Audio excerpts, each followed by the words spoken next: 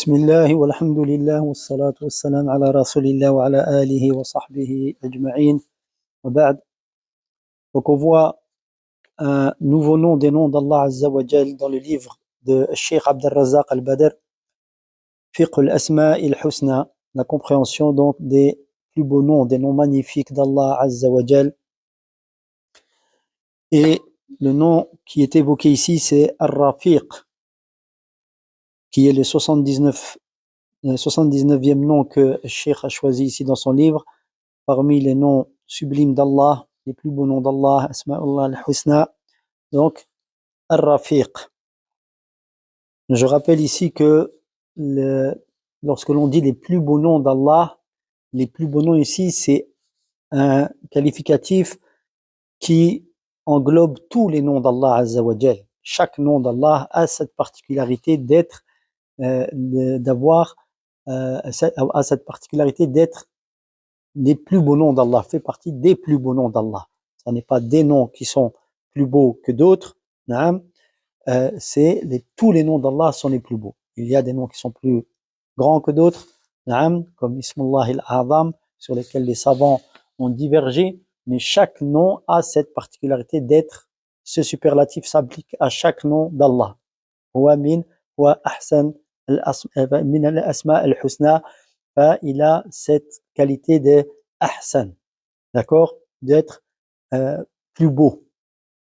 Donc c'est quelque chose qui dépasse la beauté. Et tous les noms d'Allah Azza wa Jal ont cette particularité. Donc, Ar-Rafiq, qui est traduit par le doux, le très doux,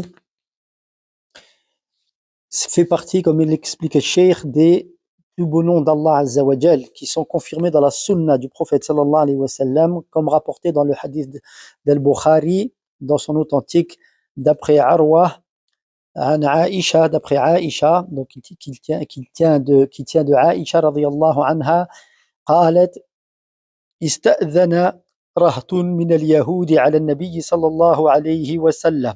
Donc elle explique que un groupe de juifs demandèrent permission au prophète sallallahu alayhi wa sallam, c'est-à-dire d'entrer auprès de lui sallallahu alayhi wa sallam. فقالوا السلام عليك, ils lui dirent السلام عليك, alors que l'on dit assalamu alayka, c'est le salut. Ani assalamu, dit que le salut, la préservation d'Allah soit sur toi.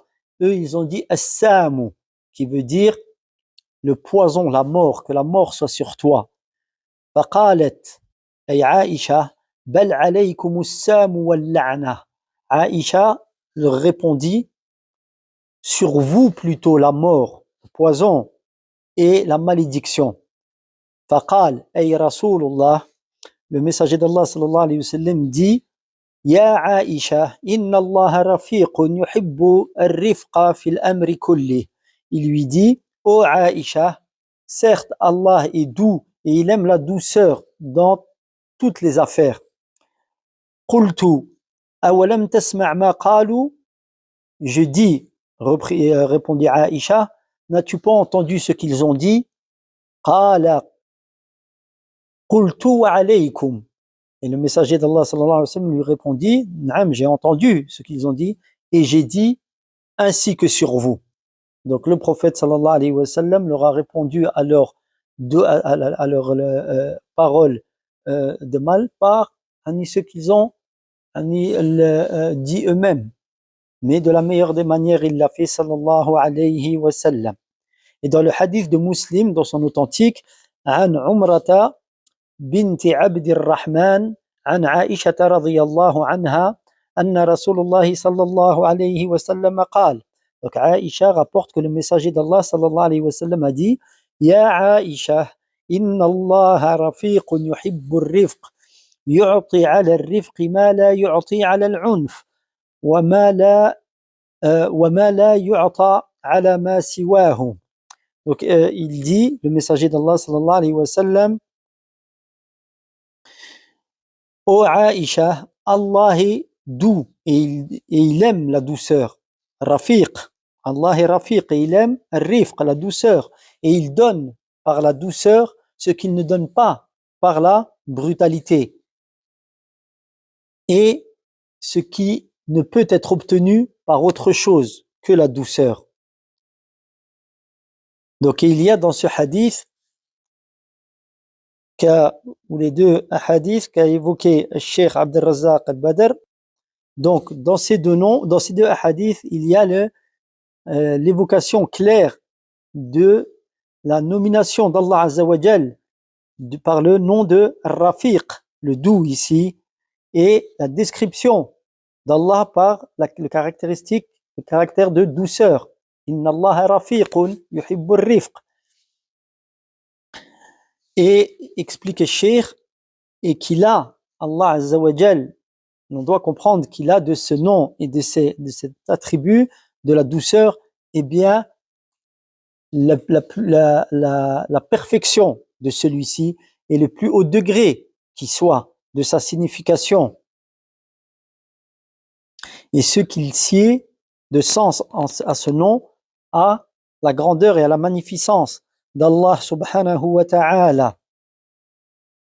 Car les noms d'Allah Azza wa Jal il a de ces noms ce qu'il y a de plus parfait et d'attributs qui suit ce nom ou qui induit ce nom, ce qui est le plus parfait dans le sens qu'il revêt. Et ce que nous ne savons pas ni avec nos raisons limitées, et Allah Azza wa Jal est au-dessus de tout, subhanahu wa ta'ala. Et le Cheikh explique ensuite al-rifq, la douceur. Qu'est-ce que c'est? Il dit, eh bien, c'est là, donc comme son nom l'indique, la douceur et la facilitation et la pondération, ainsi que le fait de faire les choses de la meilleure manière. Toutes les choses donc sont faites avec ces descriptifs de douceur, de pondération et de facilitation et du fait de laisser prendre les choses et, comme il va l'expliquer le Cheikh, le tadarruj, c'est-à-dire par degré.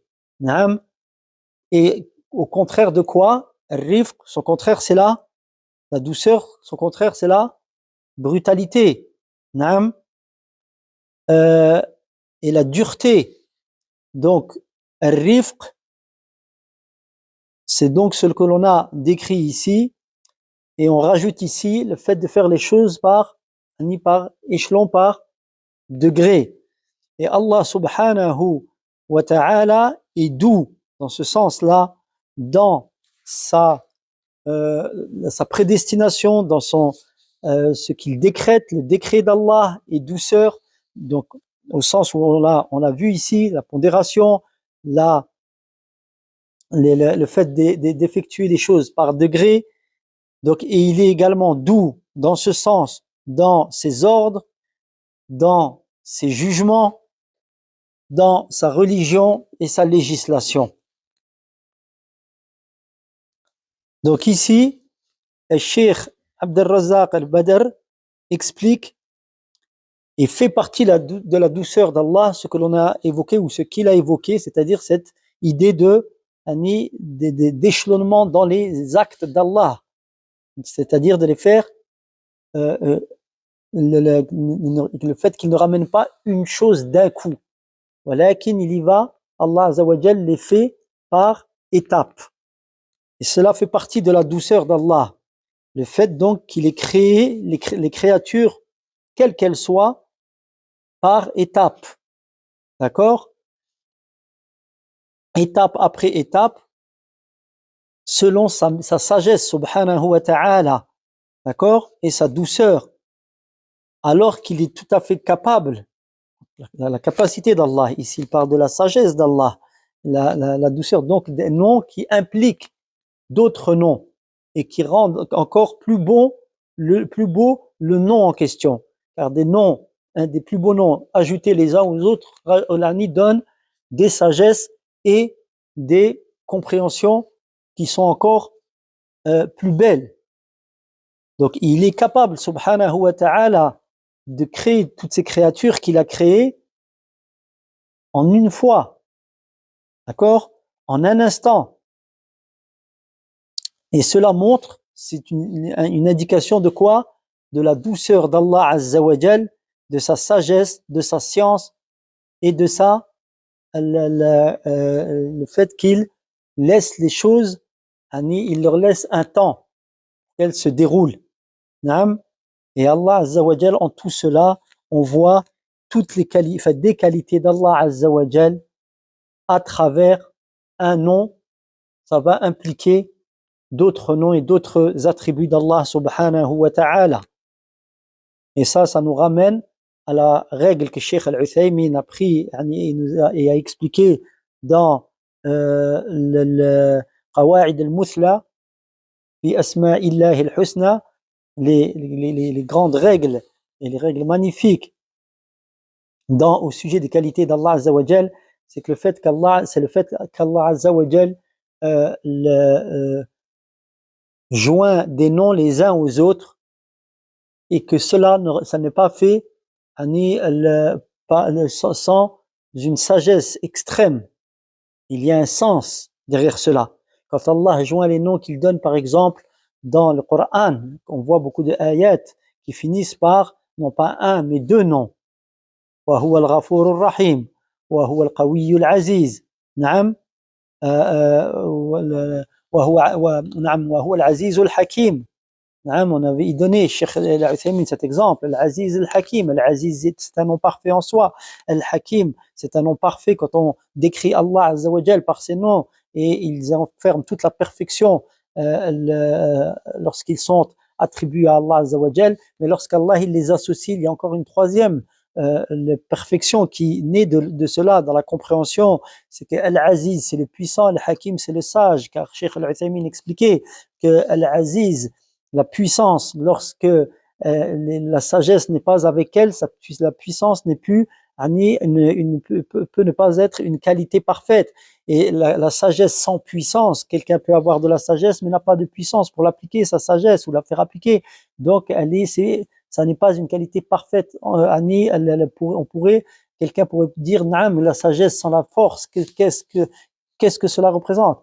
Et Allah Azza wa Jal, il dit, wa huwa al-Aziz al-Hakim.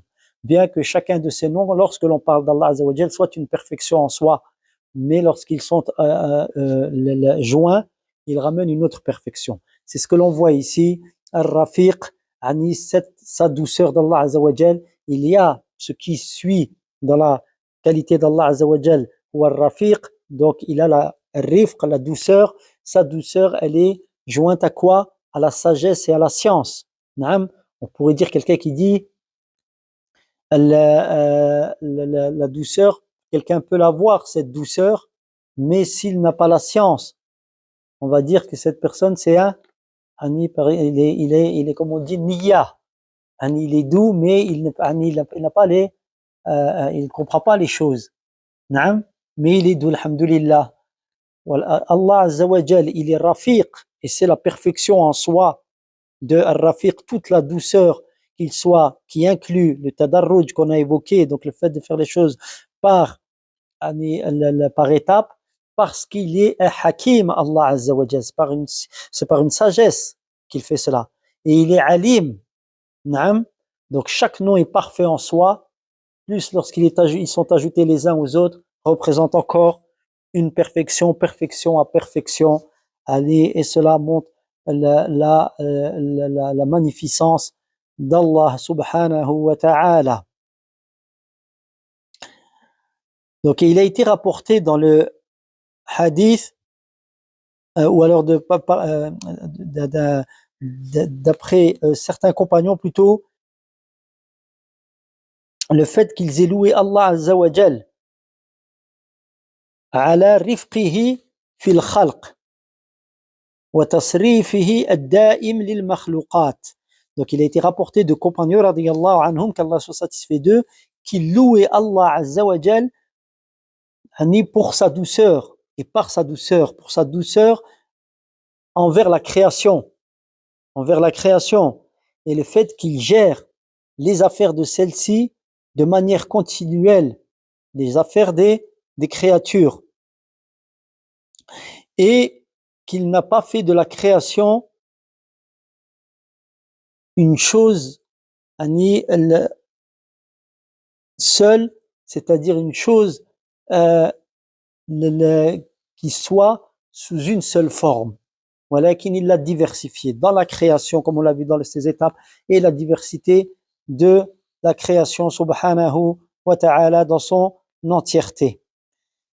Ici, pour bien illustrer cela, un cheikh a rapporté une parole de Hassan al-Basri, qui a été rapportée par Ibn Abi Dunya, avec une chaîne de transmission bonne.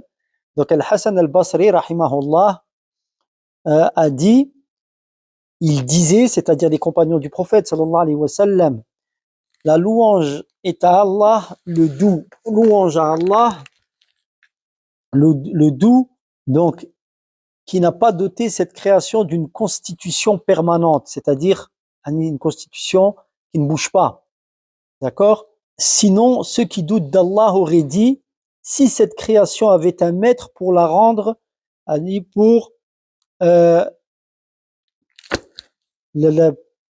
pour la transformer et pour la faire changer. Et Allah Azza wa Jal, donc il fait changer cette création et elle bouge. Je donne la traduction approximative. Il l'a fait évoluer et changer, d'accord, à tout moment, à tout moment. Il dit comment il l'a fait changer à tout moment, c'est-à-dire ce que l'on voit de signes. Donc il explique que Allah a mis une lumière, en parlant du soleil, qui emplit l'espace entre l'Orient et l'Occident. Il y a introduit la subsistance ainsi qu'une lampe incandescente. Donc ici, la lampe incandescente, là, le soleil, pardon, et la lumière, Allahu a'lam, c'est la lune, Wallahu ta'ala a'lam. Il explique qu'ensuite, Allah Azza wa Jal, après cette lumière qui remplit l'Orient, l'espace entre l'Orient et l'Occident, et cet astre, là, le soleil, ensuite, cette lumière part et les ténèbres viennent, remplissent à leur tour ce qu'il y a entre l'Orient et l'Occident, et Allah Azza wa Jal met les étoiles, qui elles, par le biais de donc l'apparition de la nuit, apparaissent, et Allah Azza wa Jal fait apparaître la lune, car tout est gestion d'Allah subhanahu wa ta'ala. Donc ensuite Allah Azza wa Jal explique, Hassan al-Basri, que après avoir expliqué l'alternance de la nuit et du jour, et que cela a été par la gestion du créateur des cieux et de la terre, et bien que ce créateur Allah Azza wa Jal, lorsqu'il veut, alors il fait, il ramène du ciel, il amoncelle les nuages et fait tomber la pluie et les éclairs et le tonnerre gronde comme Allah le veut et en quantité qu'il le veut, et lorsqu'il veut, subhanahu wa ta'ala, il arrête cela, et lorsqu'il veut, il amène un froid qui va glacer les gens, et lorsqu'il le veut, il ôte ce froid et ramène une chaleur qui va suffoquer les gens, afin que les gens, bien sûr les doués d'intelligence parmi eux, reconnaissent qu'ils reconnaissent qu'il y a un Seigneur subhanahu qui gère et renouvelle toutes ces choses qu'ils voient, qui sont des signes évidents. Et tout comme cela est de la puissance, de la science et de la capacité et de la souveraineté d'Allah, tout comme il fait disparaître le jour pour faire venir la nuit, tout comme il fait disparaître la chaleur pour faire venir le froid, et ainsi de suite, il fera disparaître, subhanahu wa ta'ala, ce bas monde, et nous entrerons dans l'au-delà, subhanahu wa ta'ala. Donc ça, c'est dans Kitab al-Matar wal-Ra'd wal-Barq wal-Rih l'Ibn Abi Dunya.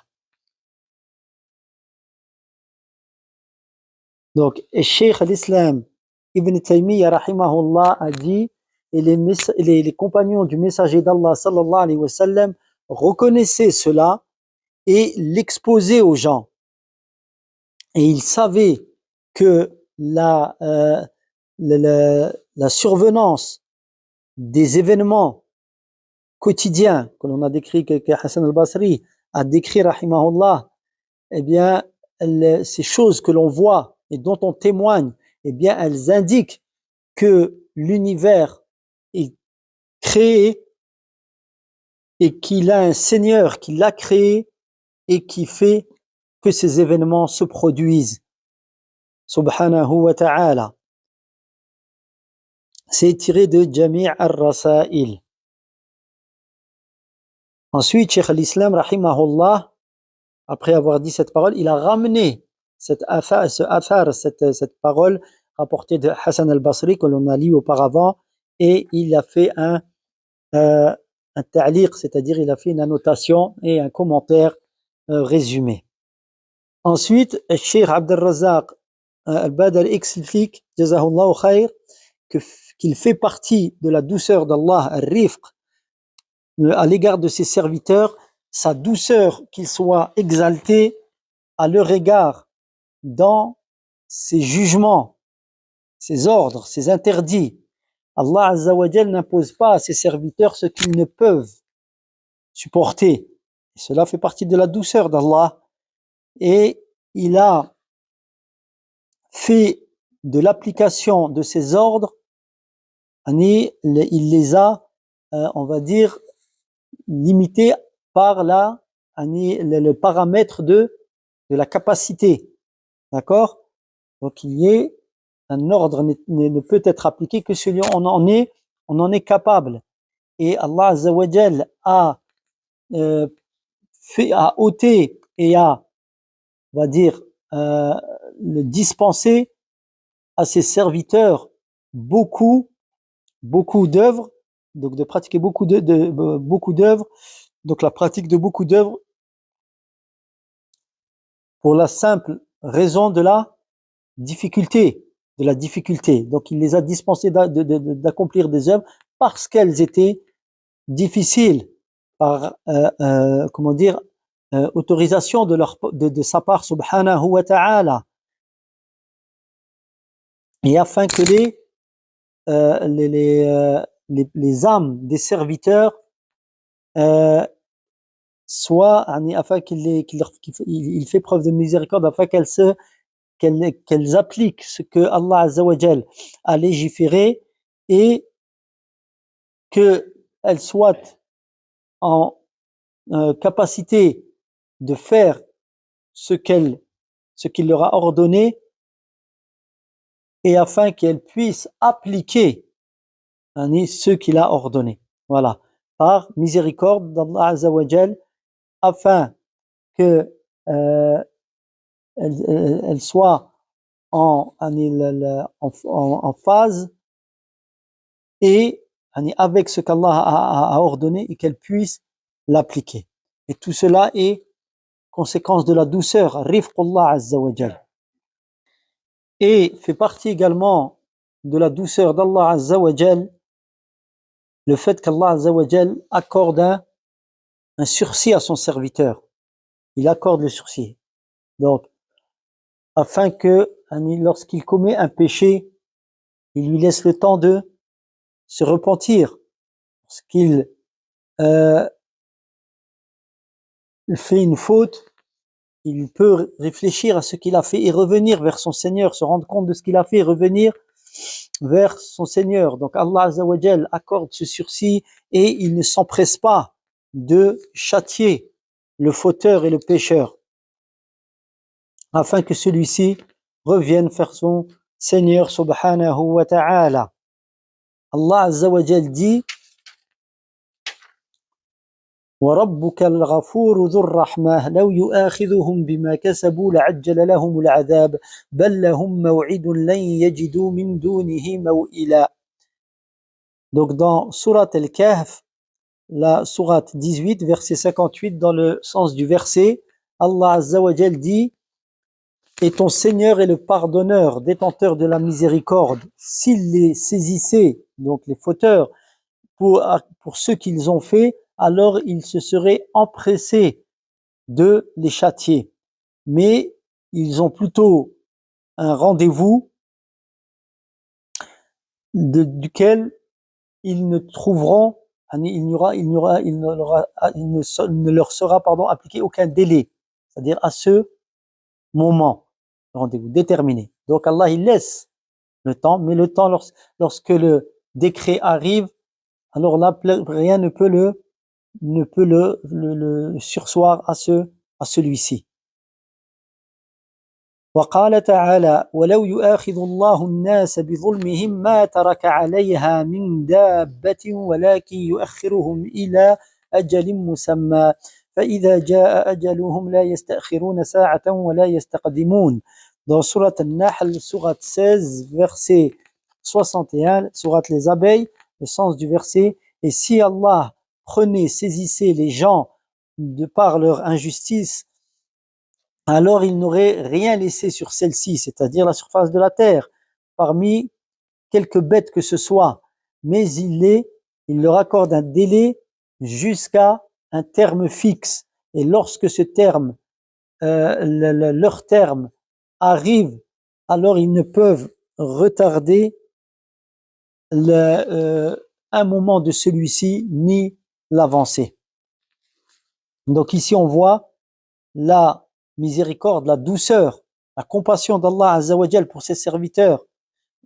Et quand le décret vient, la preuve est venue, le temps a été laissé aux serviteurs pour se repentir, pour revenir, mais lorsque le décret d'Allah final arrive, alors rien ne peut le repousser.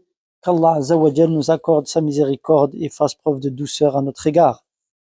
Donc, dans ces versets, explique le Cheikh, Allah exalté nous expose et nous montre que s'il saisissait les gens pour ce qu'ils ont œuvré, au moment donc où ils ont œuvré de fautes telles que la mécréance, la désobéissance, eh bien, il les aurait châtiés par un dur châtiment de par là le mal et la laideur de ce qu'ils ont fait. Laideur dans la mesure où ils associent à Allah Azzawajal alors qu'Allah les a créés et leur a accordé tout le bien, ou même les désobéissances que les serviteurs commettent. C'est faire montre de bravade à l'égard d'Allah Azzawajal, d'absence, de reconnaissance lorsque l'on commet les péchés. Si Allah nous prenait pour cela, prenait les serviteurs, alors à l'instant où on le fait, certes, il n'y aurait aucune échappatoire pour nous.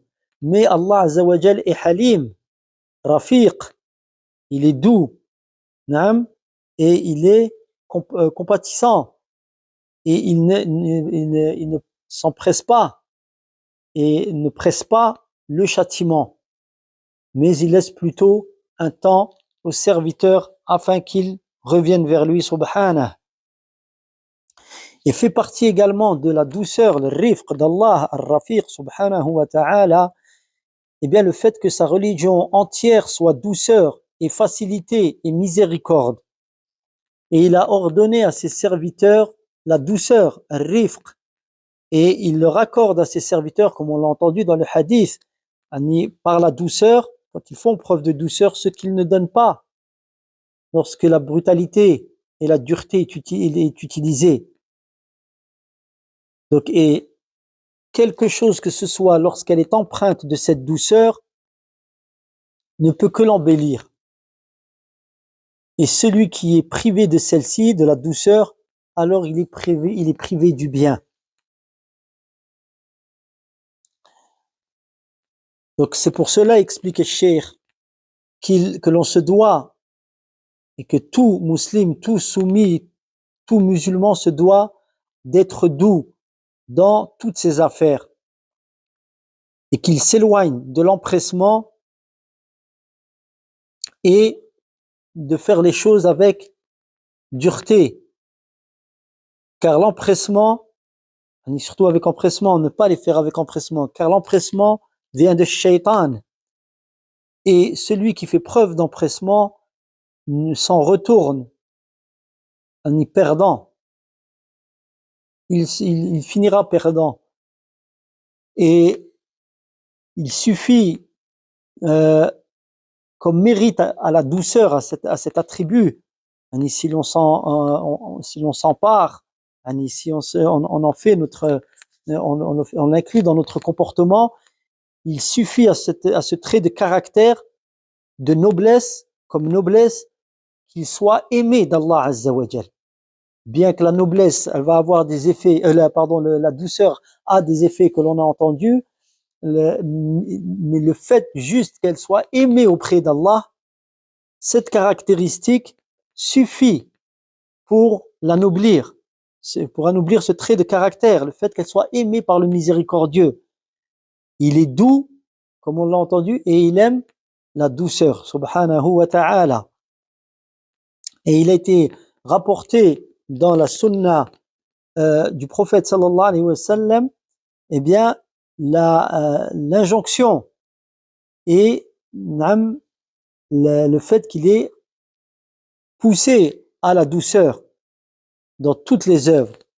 Donc dans le Sahih de Muslim, عن عائشة رضي الله عنها عن النبي صلى الله عليه وسلم قال: إن الرفق لا يكون في شيء إلا زانه ولا ينزع من شيء إلا شانه. Donc la douceur ne se trouve pas dans une chose si ce n'est qu'elle l'embellit.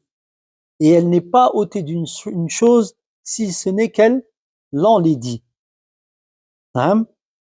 إن الرفق لا يكون في شيء إلا زانه ولا ينزع من شيء إلا شانه.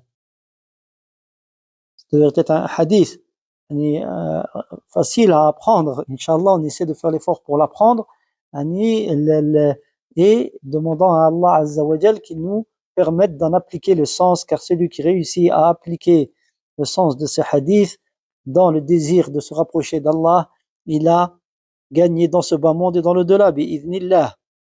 Et dans le Sahih de Muslim, d'après Jarir radiyallahu anhu, d'après le messager d'Allah sallallahu alayhi wa sallam, il a dit: Man yuhramur rifq yuhramul khayr. Celui qui est privé de la douceur, du rifq, il est privé du bien.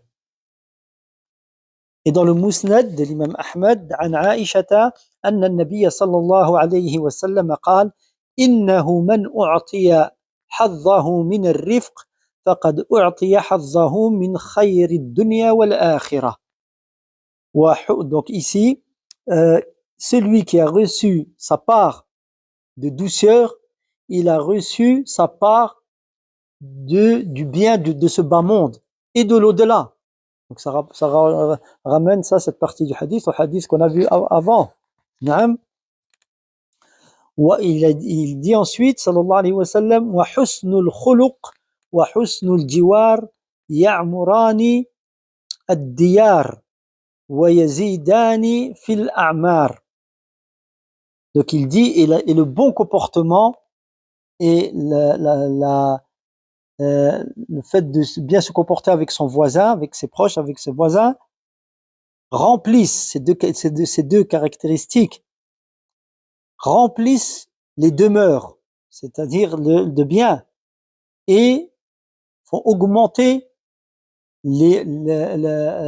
l'âge, font augmenter l'âge.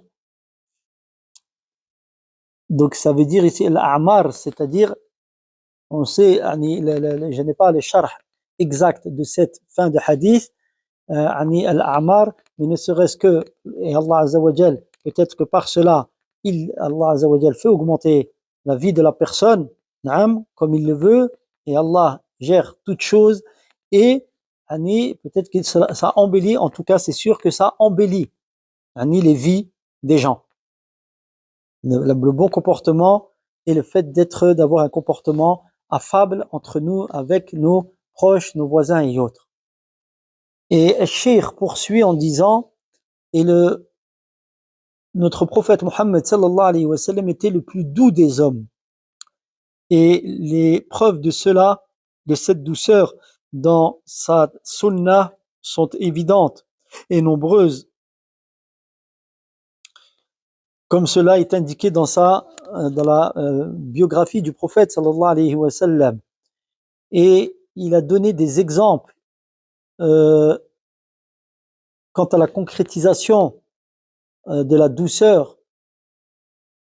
donc dans sa manière d'agir avec les gens et dans son appel à la religion d'Allah, et sa manière de se comporter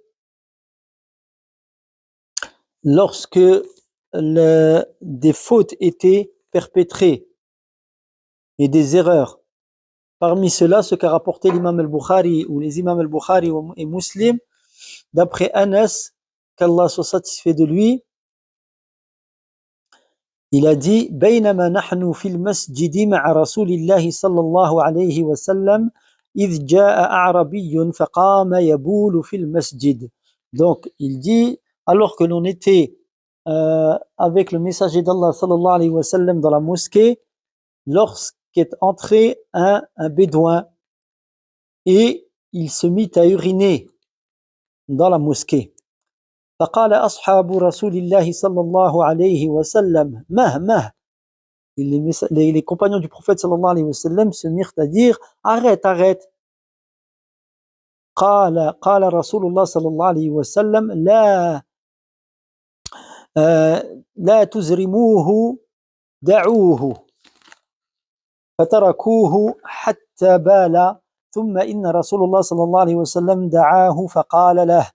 Donc le prophète sallallahu alayhi wa sallam il leur dit alors: ne le brusquez pas et laissez-le. Donc ils le délaissèrent jusqu'à ce qu'il eût fini d'uriner. Ensuite le messager d'Allah sallallahu alayhi wa sallam l'appela et lui dit: إن هذه المساجد لا تصلح لشيء من هذا البول ولا القذر. Il lui dit sallallahu alayhi wa sallam: ces endroits de prosternation, ces mosquées, il ne convient pas d'y uriner ni de faire quelque saleté que ce soit. إنما هي لذكر الله عز وجل والصلاة وقراءة القرآن. Elles ont été élevées pour le rappel d'Allah puissant et grand et la prière, la salah et la lecture du Coran, rapporté par Al-Bukhari et rapporté également par Al-Bukhari dans le hadith d'Abu Huraira, dans lequel il y a dans le hadith أن النبي صلى الله عليه وسلم قال لهم دعوه وهريقوا على بوله سجلا من ماء أو ذنوبا من ماء فإنما بعثتم muyassirin wa lam tub'athu mu'assirin. Et donc dans une version d'Abu Huraira, le prophète sallallahu alayhi wa sallam il leur dit lorsqu'il le réprimandèrent, laissez-le et versez sur son urine un seau d'eau. Vous avez été envoyé pour faciliter, vous n'avez pas été envoyé pour rendre difficile. قال الشيخ فربنا سبحانه رفيق يحب الرفق. Notre Seigneur est donc doux, il aime la douceur. وديننا رفق كله. Notre religion est douceur dans son entièreté. ونبينا صلى الله عليه وسلم إمام أهل الرفق وقدوتهم. Et notre prophète sallallahu alayhi wa sallam est l'imam des gens doux et il est leur modèle. Donc de ceux qui pratiquent la douceur et il est leur modèle. وواجبنا أن نتحلى بالرفق في شأننا كله. Et l'on doit se parer de cette douceur dans toutes nos affaires, dans toutes nos actions. والله وحده الموفق لا شريك له. Et Allah unique et sans associé est celui qui permet de concrétiser tout cela. Et la louange est à Allah subhanahu wa ta'ala.